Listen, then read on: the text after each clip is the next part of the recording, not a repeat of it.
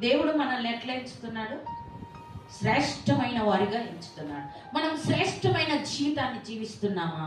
ఆయన కొరకు మనల్ని శ్రేష్టమైన వారిగా ఎంచాడు. మన శ్రేష్టమైన బంగారం ఎండి ఎక్కడ పెడతాం? మనం బీరువాలో, లాకర్లో భద్రంగా దాచిపెడతాం. అలా మనల్ని ఎంత శ్రేష్టమైన వారిగా దేవుడు ఎంచుతున్నాడు అంటే, మనల్ని ఎంత శ్రేష్టంగా ఎంచుతున్నాడు. దేవుడు దాన్ని శ్రేష్టంగా ఎంచలే, నిన్ను శ్రేష్టంగా ఎంచుతున్నాడు. కానీ నీవు మాత్రము దేవునికి శ్రేష్టంగా జీవించాలని అనుకుంటున్నావా? నీ జీవితాన్ని దేవుని కొరకు భద్రంగా కాపాడుకుంటున్నావా?